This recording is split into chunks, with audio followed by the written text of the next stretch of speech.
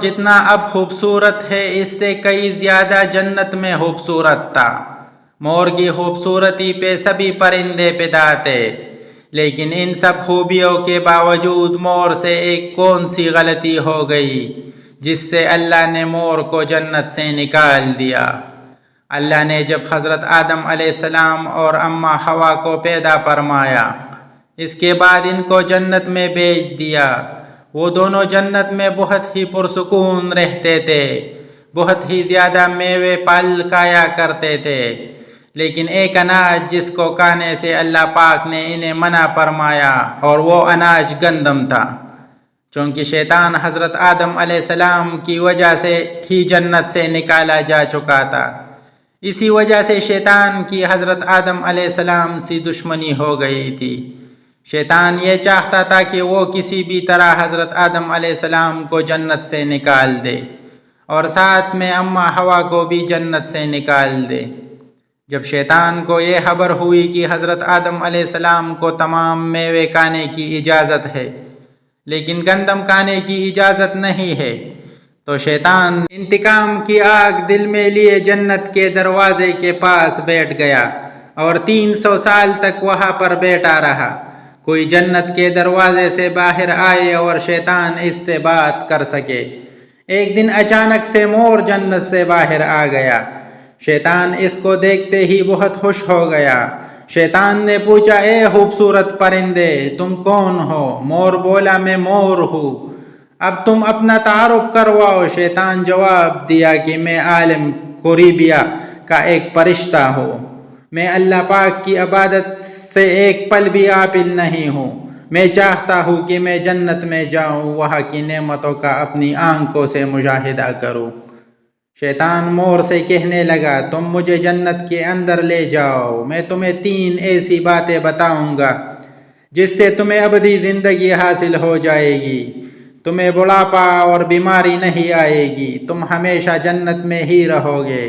شیطان کی یہ باتیں سن کر لالچ میں مور آ گیا اور کہا، مجھ میں تو اتنی طاقت نہیں ہے کہ میں تمہیں جنت کے اندر لے جاؤں، لیکن ایک سانپ میرا دوست ہے، وہ شاید تمہاری مدد کر سکے۔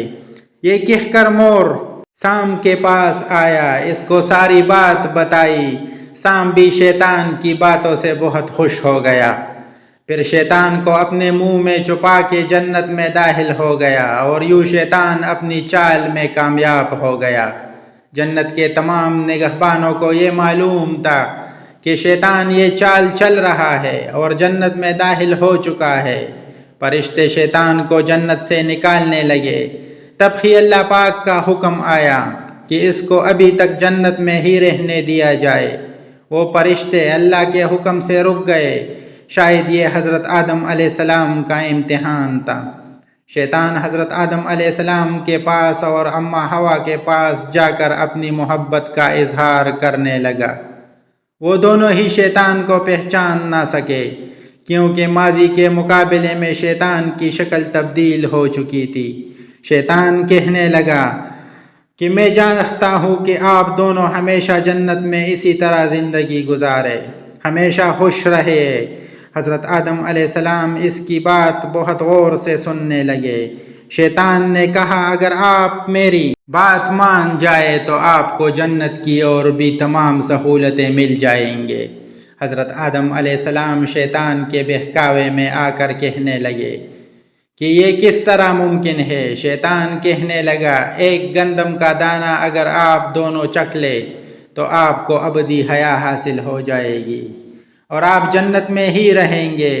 یہ بات سن کر حضرت آدم علیہ السلام کے دل میں رجحان پیدا ہوا، لیکن ان کے دل میں اللہ کی نافرمانی کا خوف غالب آ گیا۔ جب اماں حوا شیطان کی باتوں میں آ گئی، جس پر اماں حوا نے حضرت آدم علیہ السلام کو راضی کر لیا، پھر اس کے بعد ان دونوں نے اس گندم کے دانے کو چکھ لیا۔ جیسے ہی گندم کا دانہ ان کے اندر گیا تو دونوں کے 70 فاسق ہو گئے، جس کے دونوں اپنے اپنے 70 چھپانے لگے اور خوف خدا سے کانپنے لگے۔ اسی دوران اللہ تبارک و تعالیٰ نے فرشتوں کو حکم دیا کہ حضرت آدم علیہ السلام اور اماں حوا دونوں کو زمین پر اتار دو۔ حضرت آدم علیہ السلام کو سری لنکا کے قریب نیچے زمین پر بیچ دیا، جبکہ اماں حوا کو جدہ کی سرزمین پر اتارا گیا۔ جن خوبصورت پیروں سے چل کر مور شیطان کو جنت کے اندر لے کر آیا تھا، وہی خوبصورت پاؤں اللہ پاک نے مور سے لے لیے۔ سانپ جو اپنے منہ میں شیطان کو چھپا کر لایا تھا، اس کے منہ کی خوبصورت خوشبو کو چین کر اس میں زہر ڈال دیا گیا، پھر مور کے ساتھ ساتھ سانپ کو بھی جنت سے نکال دیا گیا۔